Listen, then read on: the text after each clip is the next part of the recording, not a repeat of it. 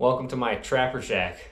I'm up north at the house I grew up, and back when I was a young kid and I really got this hobby for trapping, I was obsessed. I read where the Red Fern Grows, and I just was obsessed with trying to catch a raccoon. And this is the trapper shack that we built. You can see there's just a lot of stuff in here. My dad shoots a lot of giant bucks up here in northern Wisconsin, and this became the trapper shack. All right, so while I was beaver trapping earlier this year, I accidentally caught a raccoon in the beaver set. Well, this is interesting. Set this beaver run yesterday with a foothold, and I'm pretty sure it's a raccoon that is down there.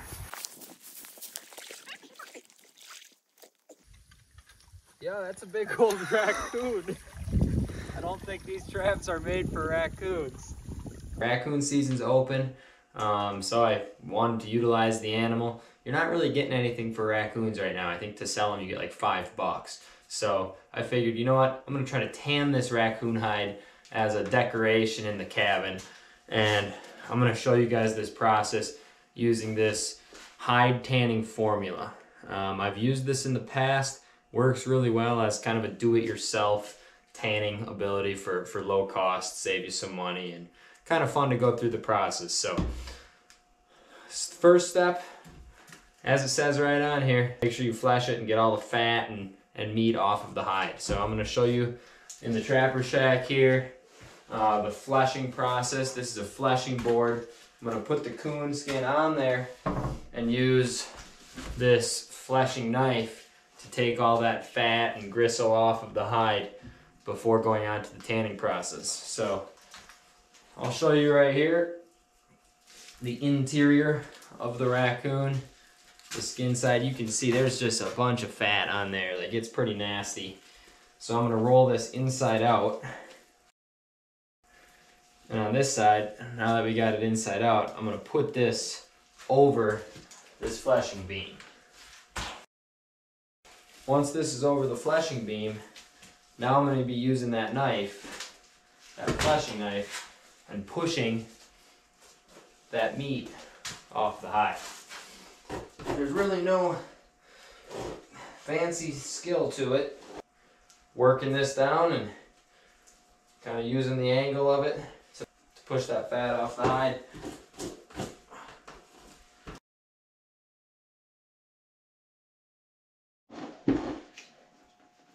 It's getting warm in here.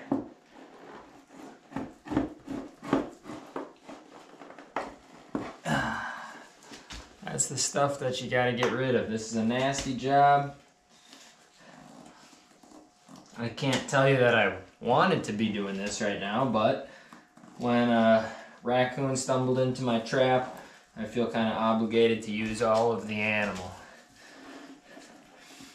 Truth is, people need to probably trap these raccoons more. With fur prices down, no one traps anymore, and people wonder why the turkey numbers are low.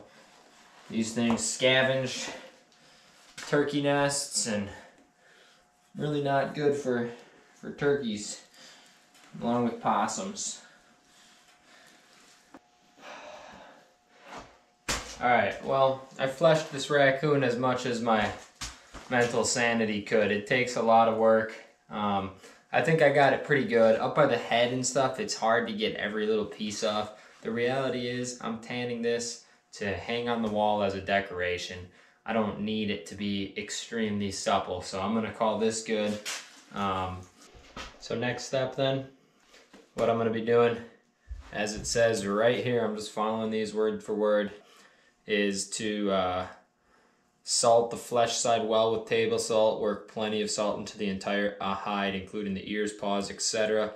Fold the salted hide, flesh on flesh, roll up and leave 24 hours. So, no reason to be picky with this. Be generous, load that salt on. So just really trying to work that salt, covering all parts of the coon. especially in the split of the tail. A lot of people forget that area, and that's very important. Make sure that the tail is split all the way down. If you need to use a tail splitter or something like that to do that, and then just make sure you get the salt all up in that. This is looking pretty good, to be honest. I'm happy with it. So the next step, to fold it flesh on flesh overnight, I'm gonna go like this.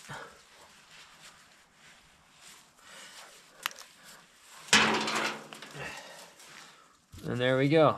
This is good to sit overnight. It says to then roll it up. So I'm gonna just roll that hide up onto itself. And that's gonna sit overnight. I'll rinse it and resalt it tomorrow. Well, these hides have salted for 2 nights. I've got, oh, look at, there's one more in the bottom here. Along with the beaver and the raccoon, I caught 2 more smaller beavers that I'm going to be also doing this process with. So I need to now make a salt bath for them. This is step 4 on the bottle here. Prepare a salt bath by mixing a ½ pound of table salt per gallon of hot water. I'm going to put this whole pound in right here. Get about 2 gallons. Should submerge all these hides. Actually, I better do about 3 gallons. So I'll do this, then about a ½ pound of this canning and pickling salt. The only thing it says to do is make sure it is non-iodized salt.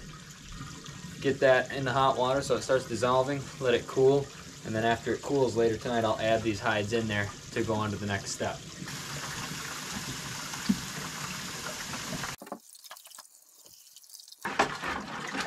Stir that up so it dissolves. Water's cool. Gonna open these hides up, scrape some of the salt off, and then get them immersed in the salt bath. Now when I put these in the salt bath, I'm gonna try to open them up so that that salt can get on the inside part of the hide too. Really just want it to be on every part of it.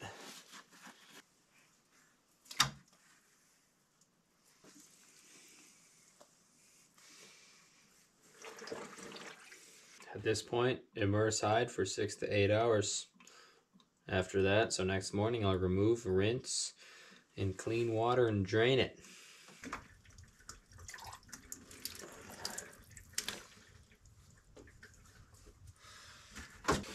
Alright, took these out, and now I'm just doing some final trimming, getting rid of any remaining tissue I can.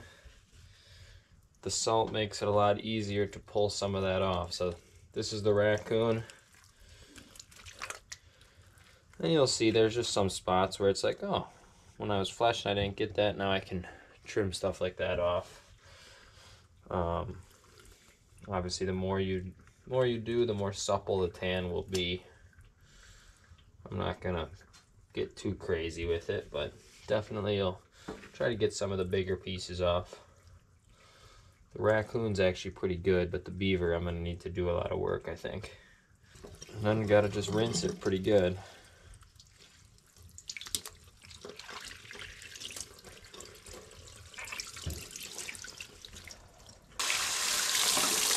I'm going to start with rinsing these 2. I'm going to just fill this up with lukewarm water to hopefully soak the salt out.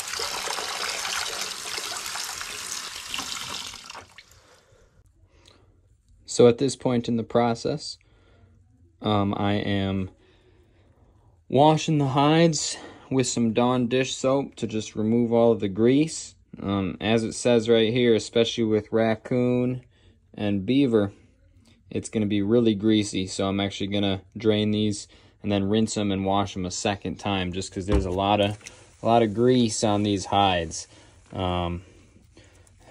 Obviously this is the beaver, and you can see like it's hard to get every little piece of fat out of it. Really having a hard time getting every part. I didn't flesh it super great, but the raccoon I think I'm doing all right with. This is the raccoon hide. So giving it a good rinse, cleaning that up. After this part's done, I'm gonna hang this and drain it before adding the hide tanning formula. Might still thin some of this out while I'm kind of washing it. I can pull some other parts out to thin this hide and get rid of some of that tissue even more. Make sure you wash it really good in that tail that's split. That part's important. At this point, I let the coon skin drain a little bit and dry to get to a point where it's definitely still supple, but lost a lot of the liquid. And I soaked this hide tanning formula in warm water for 30 minutes. So this is much more liquidy. This is starting to peel off from being in the water. But at this point, as it says, I'm going to be just apply an even layer to the flesh side by hand wearing rubber gloves. Massage firmly into all areas of the skin.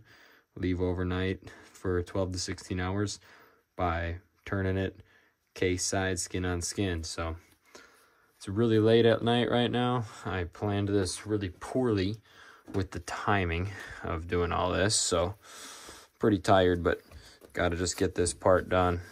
So I'm gonna start here with the tail. This stuff's gonna be pretty liquidy. I want to make sure I don't forget this tail part, so I'm gonna do that right away.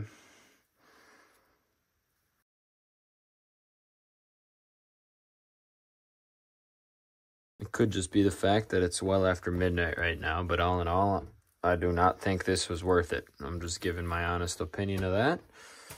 I would have, if I could do it over again. I mean, granted, I already had this, but if I didn't already have this, I probably would not be doing this, and I much rather would have just paid, you know, 50, 60 bucks and had it done professionally, but, you know, we'll see. Like I said, it could just be the fact that it's super late at night and I wish I was in bed right now. It also doesn't help that I've got 1, 2, 3 beavers that I'm trying to do the same thing with. Alright. At this point, I've got it on all the parts of the hide. I'm just going to turn it inside out, case it essentially. And making sure I get a little extra up on the nose area. Any thicker parts of the hide that are going to need a little extra work. Going to try to rub that in there. And then at this point, I'm making sure the skin is on the skin side. And I'm going to hang it. All right. I ended up leaving this sit way longer. It says to let it sit 12 to 16 hours, and I'll be honest, I let it sit about 24 hours. So, I just didn't want to open it up, because if you open it up and you're not able to be around when it dries, that's when it becomes an issue. If this is drying and you're not able to pull it taut and stretch it out. So I was like, you know what, I'm going to just leave it a little extra long, and that's what I did. We'll see if it works out. So at this point, uncase it. Maybe I should be having gloves on so I'm not touching this solution, but I don't think it really matters. Uncase it so it's exposed, and I'm gonna hang it up on this hook. And then periodically, as it's drying over the next couple days, you just gotta stretch that hide. So that's the plan. I got some beavers that I'm gonna lay out too, and I'm even trying the tail.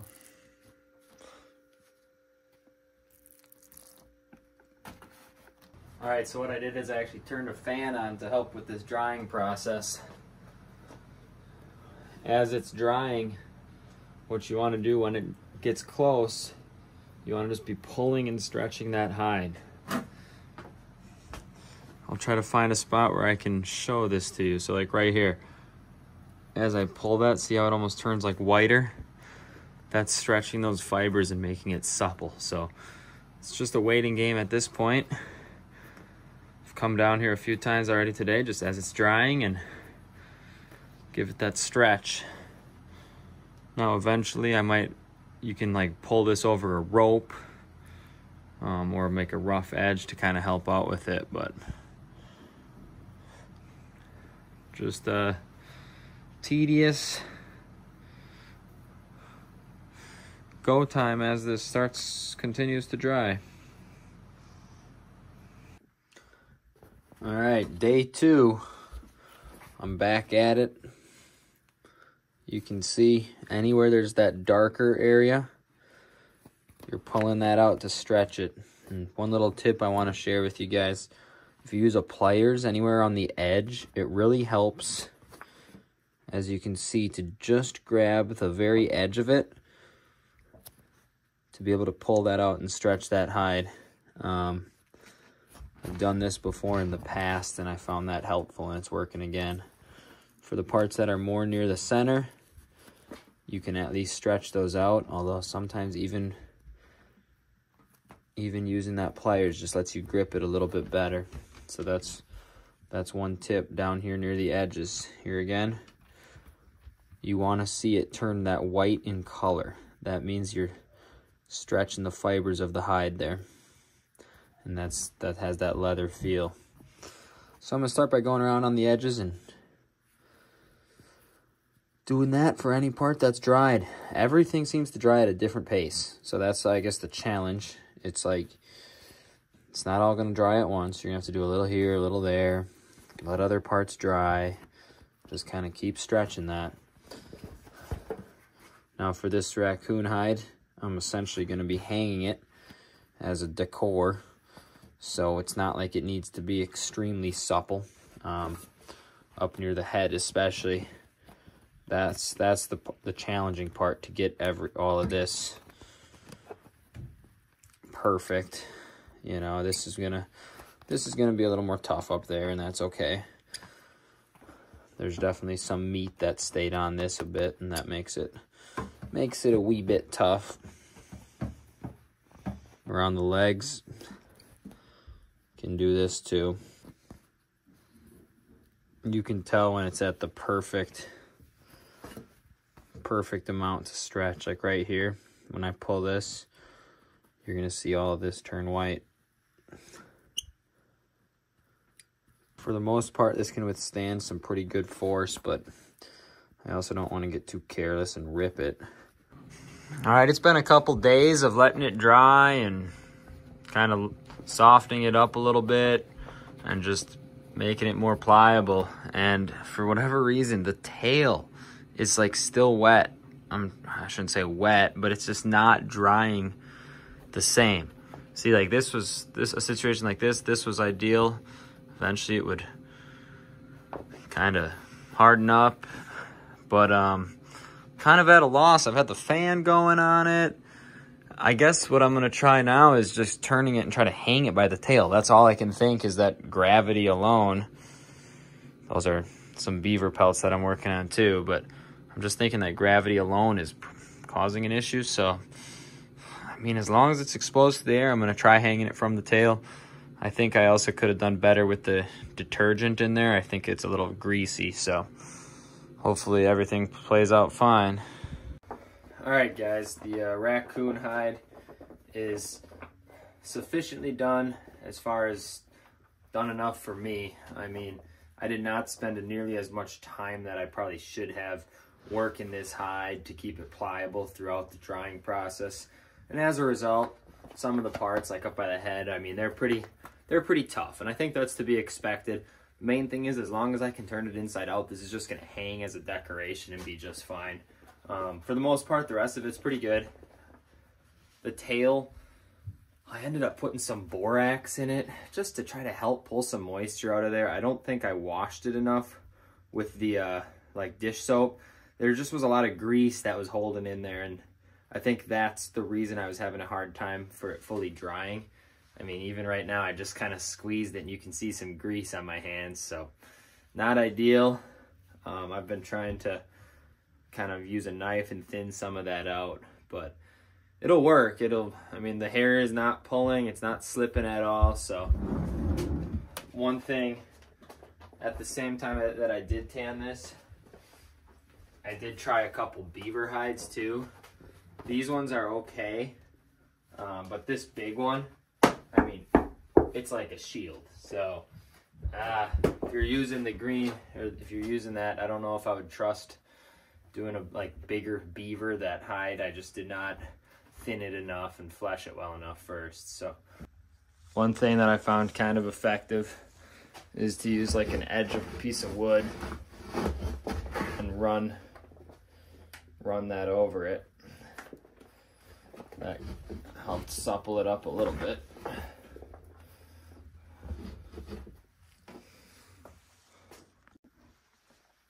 All right, guys, so what I ended up doing is I got this turned inside out. I actually had to soak the head part a little bit in some warm water just because it was so hard. I literally could not get it inside out from being cased. So that I'll have to kind of let it dry. I'm going to turn a fan on it now to kind of just re-dry and get some air going into that. But yeah, something to be aware of. Maybe case it out before it's completely dried, because this thing was literally stiff as heck up here around the gums and everything. I actually like kind of broke that part trying to bend it before finally caving and soaking it in a little water again. And I think by doing that, the ears would pop a little bit more too. But anyways, I'm happy with it. I'm just using a little comb to just brush out the fur, make it look nicer. It's pulling out some like burrs and stuff like that. So, and it's a good sign that it's not pulling, like hair itself isn't pulling out. So that's looking really nice. The tail, I'm gonna keep brushing that too. So, really happy with it. I stuck with it. Turned out pretty well. So hope this helps you out if you're looking to do the same thing. The interior, it's much more pliable than the beaver one is. It still feels a little greasy. Like I said, I don't think I cleaned it as well. Doesn't have necessarily pleasant leather scent to it, but it's not bad either. Once again, this is that bottle, and I did those beavers with it too, and still have a little bit left. Gonna be a nice decoration, hang it on the wall like so.